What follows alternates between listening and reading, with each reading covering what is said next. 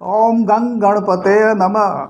मैं DN Gupta astrologer palmist आपका astro events में स्वागत करता हूँ। हम आज बहुत ही इम्पोर्टेंट एंड बर्निंग टॉपिक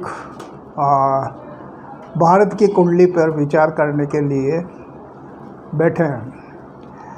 देखिए, जो भारत की आज़ादी का जो टाइम है 15 अगस्त 1947 1947 11:50 PM, उसको लेकर के मैंने जो भारत की कुंडली बनाई है उसमें वृषभ लग्न आता है और दूसरे घर में मिथुन राशि में मंगल बैठा हुआ है और थर्ड हाउस में सूर्य शनि शुक्र बुध चंद्रमा 5 ग्रह बैठे हुए हैं और छठे घर में तुला राशि का गुरु बैठा हुआ है। सप्तम भाव में तो वृश्चिक राशि का केतु बैठा हुआ है। बाकी 8वां घर खाली है, 9वां घर खाली है, 10वां घर खाली है, 12वां घर खाली है, 11वां घर खाली है। तो जो ये कुंडली बनकर के आई है तो उसमें आप जो अभी वर्तमान में इस कुंडली में राहु की महादशा चल रही है, यानी राहु 24/8/2011 से 24/8/2029 तक है। लेकिन अभी जो राहु है वो वृषभ राशि का है, यानी वो लग्न में चल रहा है। यानी जब भारत आज़ाद हुआ था उस समय भी राहु लग्न में था। और अब आप समझ सकते हैं कि जब वो भारत आज़ाद हुआ था तो देश में कितनी मारकाट मची थी, देश का डिवीज़न हुआ था और देश के टुकड़े हो गए थे। आज वही स्थिति राहु की कुंडली में है। देखिए, मैं आपको एक बात स्पष्ट कर दूं कि राष्ट्र है तो हम हैं और राष्ट्र से सर्वोपरि कोई चीज़ नहीं है। तो सबसे बड़ा जो सर्वस्व मतलब जो सबसे ज़्यादा इम्पोर्टेंट चीज़ है वो हमारा देश और हमारे देश की एग्जिस्टेंस।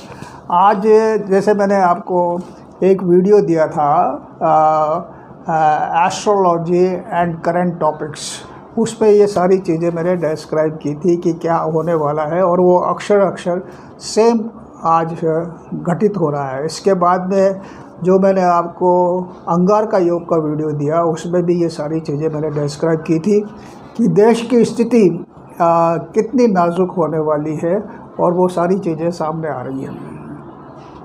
यानी जो ये राहु अभी यहाँ पे रहने वाला है 24 मार्च 2022 तक। तो यानी देश में ये जो पीरियड है वो बहुत दिक्कत रहने वाला है। 15 अगस्त आज भी राहु लग्न में है और ये अब देश की वर्तमान स्थिति से पता चलता है। जैसे मैंने आपको एक आपने अगर मेरे वीडियो देखे हो तो मैंने कोरोना के ऊपर भी 2 वीडियो दिए थे और उस समय मैंने साफ तौर पे ये बोला था कि जितने भी ज्योतिषों के ये प्रेडिक्शन आ रहे हैं कोरोना के बारे में कि ये इस तारीख को ख़त्म हो जाएगा, इस तारीख को समाप्त हो जाएगा और ये बिल्कुल ख़त्म हो जाएगा, तो मैंने साफ बहुत ही स्ट्रॉन्ग वर्ड्स में और कॉन्फिडेंस के साथ ये बोला था कि ये ख़त्म होने वाला नहीं है। Virus is not going to finish, corona will exist for ever. तो मतलब है जो जितने भी सारे ज्योतिषों के प्रेडिक्शन आए वो सब गलत गए और आज कोरोना एक्सट्रीम स्टेज पे है। तो मतलब है जो आज ये चीज़ें मैंने कोरोना के जो मेरे 2 वीडियो हैं उसमें मैंने बहुत ही स्पष्ट रूप से विवरण दिया था और मतलब है जो अगर आप उन वीडियो को देखें तो आपको पता लग जाएगा। ये वीडियो है मई जून 2020 के। तो मतलब है जो और आज वही स्थिति है। अब दिक्कत ये है कि जब राहु लग्न में है तो बहुत सारी चीज़ें देश के लिए नेगेटिव हो रही हैं। जैसे बहुत से जो स्वार्थी तत्व हैं जिन्होंने देश को खूब लूटा खसोटा और देश पे शासन किया और वो चाहते हैं कि आज वही टाइम उनको मिल जाए ताकि वो और भी अब मालामाल हो। आपको ताज्जुब होगा कि जो देश का इतना बड़ा नेता चिदम्बरम जो ये बोलता है कि देश में विद्रोह होना चाहिए, देश में विद्रोह हो, यानी आज जबकि पूरा देश कोरोना के लिए लड़ रहा है, कोरोना से कैसे हमारे देशवासियों को बचाएं, कैसे उनकी ज़िंदगी बचाएं, कैसे रिसोर्सेज हम तैयार करें, वहाँ पे एक इतने बड़े कद का नेता जो रह चुका वो ये बोलता है कि देश में विद्रोह होना चाहिए। यानी वो उसके पास ऐसी कोई योजना नहीं है कि देश से कोरोना कैसे ख़त्म हो, देशवासियों को कोरोना से कैसे बचाया जाए। इसी तरह आप ये देखिए कि फ़ारूक अब्दुल्ला जो ये बोलता है कि वापस कश्मीर को 370 लाने के लिए, कश्मीर को हिंदुस्तान से अलग करने के लिए हम चाइना की मदद लेना चाहिए। और इसी तरह जो खालसा पन्नू जो अमेरिका में बैठा हुआ है वो इस देश के टुकड़े करना चाहता है। और they are doing their best, एड़ी से चोटी से एड़ी तक का जोड़ लगा रहे हैं कि देश के टुकड़े हो जाए और जो वापस यानी जो सरदार वल्लभ भाई पटेल ने जागीरें ख़त्म करके और बड़े मेहनत के साथ इस देश को एकजुट में बांधा, आज ये लोग जो है वापस देश के टुकड़े करना चाहते हैं और देश को ख़त्म करना चाहते हैं।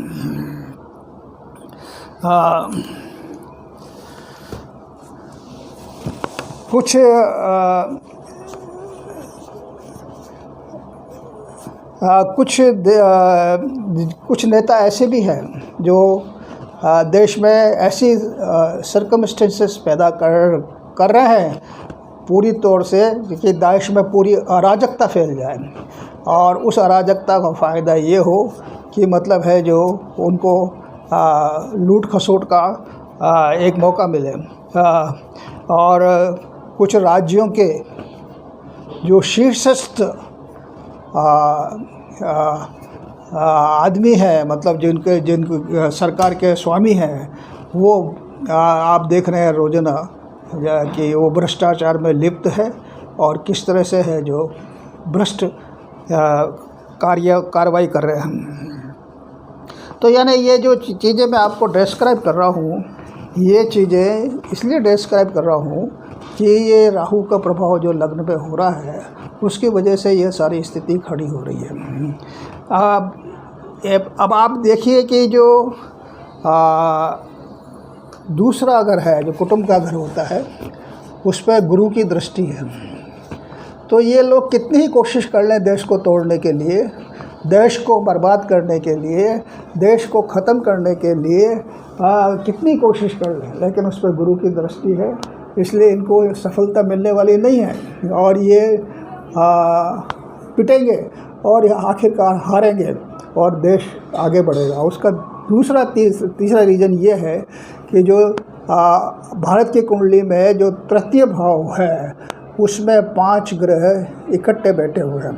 यानी जो ये लाल किताब के सिद्धांत के हिसाब से जब 5 ग्रह किसी घर में बैठे हो तो वह पंचग्रह की पंचायत माना जाता है। उसमें एक अशुभ ग्रह होना चाहिए, तो इसमें अशुभ ग्रह शनि है और सूर्य, बुध, शुक्र, चंद्रमा मिलकर के 5 ग्रह बैठे हुए हैं पराक्रम भाव में। तो ये मान के चलिए कि हिंदुस्तान का जो आने वाला समय है वो एक सुपर टाइम होगा और ये कितने ही कोशिश कर लें देश को तोड़ने करने की, देश को बर्बाद करने की, इनकी कुछ चलने वाली नहीं है। और ये देश आगे आने वाले समय में इसकी इकोनॉमी बहुत बढ़ने वाली है। हो सकता है कि भारत की इकोनॉमी थर्ड, अभी जैसे फर्स्ट USA, सेकंड चाइना है, तो हिंदुस्तान थर्ड स्टेज पे पहुंच सकता है, बल्कि उसको भी क्रॉस कर सकता है। तीसरी चीज़, राजनीतिक दबदबे में, राजनीतिक क्षेत्र में आपको मैं ये बता दूं कि भारत का आने वाला समय देश को लीडरशिप देगा। वर्ल्ड को लीडरशिप, देश का तो लीडरशिप है लेकिन वर्ल्ड को लीडरशिप देगा।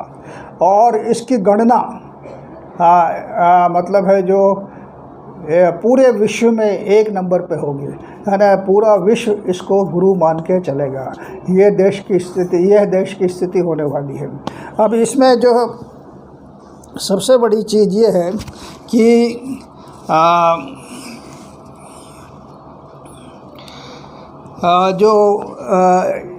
इसमें जो रुकावट आ रही है वो ये है कि जो ग्रह की चाल अभी जो राहु की है वो लग्न में से हट करके जब ये 12वें घर में आएगा तो ये दुष्प्रभाव ख़त्म होगा।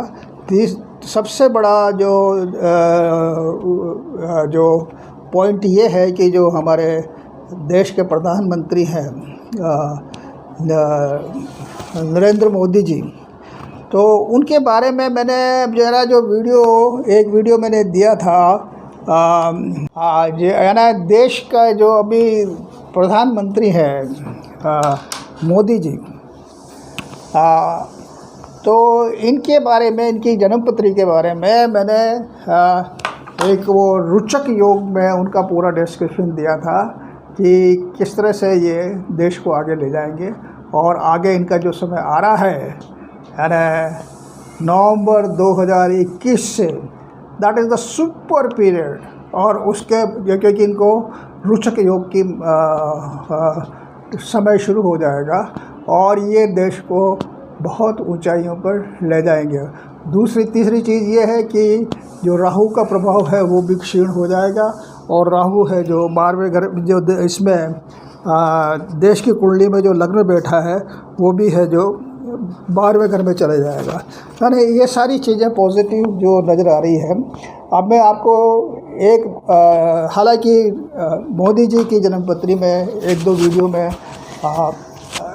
डिस्कस कर चुका हूँ और आपको इसके बारे में मैंने बताया है, लेकिन अभी जो प्रेजेंट स्थिति है उस स्थिति के हिसाब से मैं आपको फिर एक और एक्सक्लूसिवली मोदी जी की जन्मपत्री के बारे में देने वाला हूँ, ताकि आपको ये विश्वास हो जाए कि ये आदमी देश को कहाँ तक पहुँचा देगा।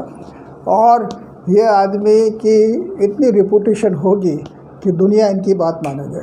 आज की तारीख में देखिए ना आप, आज जो हो रहा है, जो हमारे कोरोना से हमारी लड़ाई चल रही है, तो यानी जो विरोधी कंट्री हैं, रूस भी इंडिया की मदद कर रहा है, यूएस भी कर रहा है, जर्मनी भी कर रहा है, इटली भी कर रहा है, फ्रांस भी कर रहा है, यानी देश के सारे बड़े बड़े यूएई भी कर रहा है।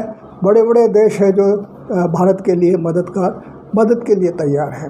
तो यानी ये हमारे देश की कुंडली ऐसी है, क्योंकि मैंने बताया 3rd हाउस में 5 ग्रहों की पंचायत है। दूसरी चीज़, जो मोदी जी ने हमारे देश का जो एक वातावरण बनाया है दुनिया में, है ना, उसका प्रभाव आज हम देख रहे हैं। तो मैं आपसे निवेदन करूंगा कि अगर आपको ये वीडियो पसंद आया हो तो आप घंटी का बटन दबाएं और कमेंट्स दें, और अगर सब्सक्राइब नहीं किया तो सब्सक्राइब कर लें। और मैं फिर आपसे कहूँगा कि आप देश के लिए जो भी कुछ कर सकते हैं करें।